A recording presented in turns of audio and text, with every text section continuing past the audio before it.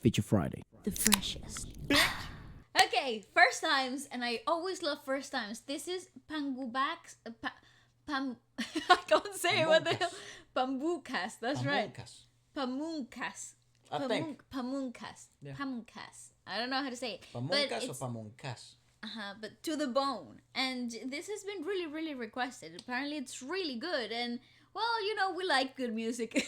So we're here for it. And actually, if you are new to the channel, we do the podcast on a Friday where we check out worldwide music. And we checked out Indonesia a couple of times. And it's been bloody awesome. It's been amazing. Indonesia's got some crazy musicians. So I think this is from Indonesia. I think it is. Oh, let's have a little look.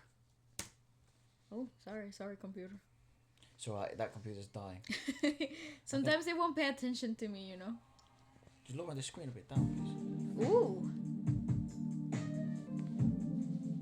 Full on R&B, I like that.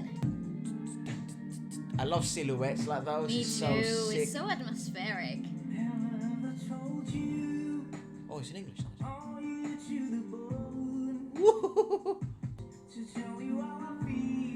I understand why everyone's like, it went very viral. It's very catchy. Okay, who is this guy? When did this release? I think it released last year. Wow. Around the same time, like March, but last year. Efra, what a freaking sick vibe. Yeah, This is amazing. Love the really jazzy chord progressions in the piano. That really it reminds me a lot of like Reuben James style of like playing and the R&B style of music. Ah, it's so good because he brings that old school, but like 50s jazz or like rhythm and blues fusion type thing into modern day R&B that everybody's so tuned into right now. Oh, what a freaking vibe, bro. This is weird. I think what makes, well, we're just getting to know Pamungkas. Apologies if I'm pronouncing the name I think wrong. you're doing good. Who You knows? sound really confident. Apparently, there. I think when we did the Indonesian podcast, apparently, we Apparently, you've never been in a roller coaster before. we didn't pronounce the names horribly. Oh, okay. Wow. So Surprising. I feel confident. But what makes kind of people like Reuben James and it seems Pamungkas as well unique is that they're able to kind of mix different genres together. It's like a fusion. They don't really fit into one box. Exactly. So you got this really cool fusion sound of many things, many influences that are really aligned to each other, and there's nothing more comforting as a listening experience when styles align together. When you got a really aligned piece, right? It doesn't matter how many genres you're putting into or how many influences you're adding into the song, but if it's all aligned, it's so satisfying to listen to. Really early on, rhythm and blues and jazz were very similar. I mean, they derive from the same thing basically. So then hearing someone, it's around the same era, and Well, it's just jazz. Then pure jazz evolved so differently to rhythm and blues, and then rhythm and blues, modern rhythm and blues, evolved way away from a jazz, where it's not even similar anymore. So, but when you kind of take its core essence, they naturally fuse together, and it works really, really well because it's also like a singer-songwriter type of vibe where the way he sings. But the chords are very jazzy. Yeah, and the lyricism is very let me tell you a story type thing. But I love confession. Yep. Right. It's rhythm and blues yeah, as well. but it's like you said, it's very storytelling to the lyricism itself. It's really interesting. I really like this. I want you to the bone. I love the rundown feel of the music video with the silhouettes and the grayish, greenish hue happening. It's really nice.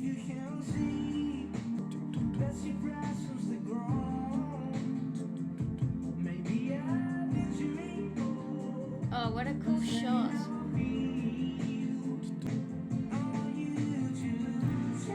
Oh, that's gorgeous.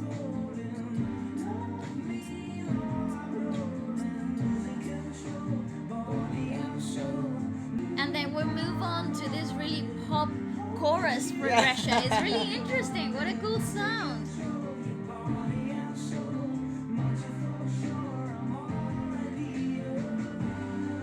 Oh, it's fantastic transitioning and visuals. It's so good. Ooh, layers. Ooh, I love it. So, Paul, so it does seem to have all the characteristics of a hit track. Right? Absolutely. But that beginning, I think that's what I think. Like, it doesn't just always have to be pop. It can evolve to it. That's fine throughout the song, especially if it's like done in such a smooth transition as this one, where you still realize, oh, it's all of a sudden it's a pop track. Yeah. Where we thought the vibe at the beginning was going to be completely different, but that means food is here. I was a bit desperate. I was like, have me. Come get your chicken. So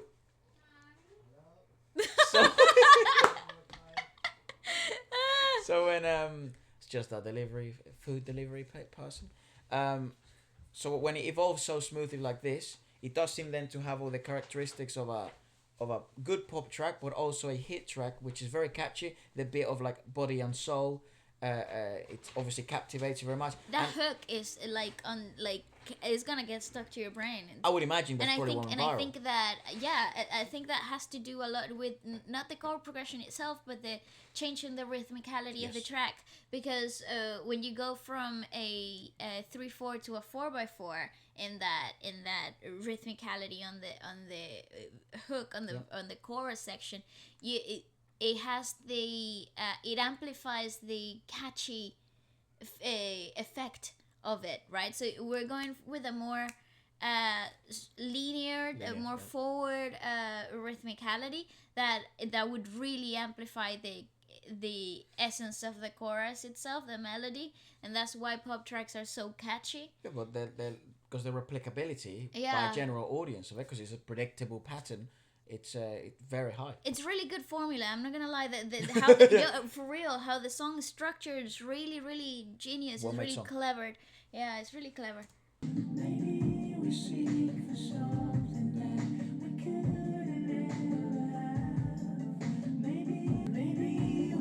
Ah, fantastic. All purpose, yeah, very nice. He's a really cool vocalist. I really like his texture. It's very refreshing. Nice. It's so refreshing. Just let that shit ride, dude. I don't know if it's the computer that froze or if it's the actual video. Oh yeah. Woof. Got us out that one.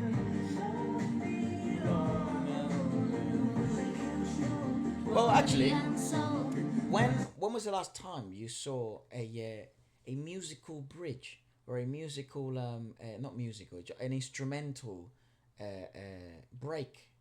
Very long time since I heard that in a pop track. That's true. Like a full on. That was a good 45 seconds. Yeah. Good point. Very rare, right? I don't know. I want to think about it. But yeah, I can't. Nothing comes to the top of my head. Not lately. At least now it's like usually just like say for example like in the Korean industry it would be an instrumental break. It would be a dance break, so it would be more EDM heavy. Good point. In the more Western kind of like in America, kind of like the charts and all that stuff, and here in the UK, yeah, the only time you get an instrumental break it would be electronic tracks, really. Medusa and all that shit. I don't even know what the charts are about right now, but very rarely. On the alternative scene, you do get obviously quite a few instrumental breaks. I don't know. I can't really think of like pop. a pop track that has a solid 45-second instrumental with a guitar solo really nicely done. Yeah, that's old school. Because the intent has changed, right? Because it has. The intent there was to enjoy the piece of the instruments. But usually when there is an instrumental break, nowadays it's a dance break where the intent is to see the choreography or showcase, entertain heavier to maintain the viewer. But here where it lets things play itself out. And they completely took the visual stimuli away. So yeah, very intriguing. It's all about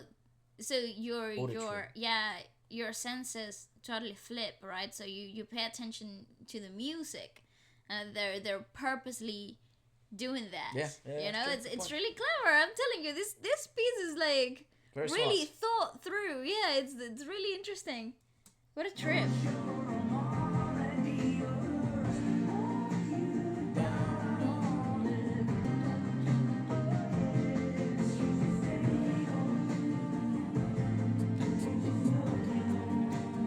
It's like a cave. Where is it? I think it's like a. Oh no, it's a sky. Oh fucking hell.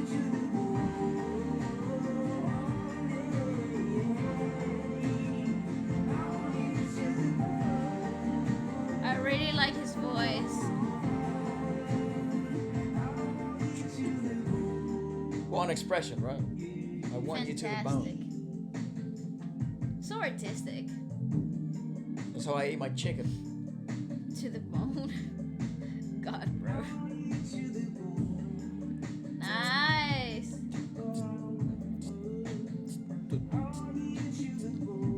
Oh, I'd love to hear it live. Actually, that'd Me be brilliant. too. Frank That would be Borders' great. 50th birthday. He's 50. No, he's not, is he? What? 50th birthday. I don't Maybe know. the label. Maybe the. Yeah, maybe the people he works Well, with. let us. I think the acoustic version will most definitely bring a completely different sound to the track. I agree. Let us know. It would be really interesting to have a look at that. Let us know more about him and This was more about dope. the actual creative process of this, because this was a very peculiar piece. And yeah, what did you think of it when you first watched it? And let us know maybe what else we should check out next.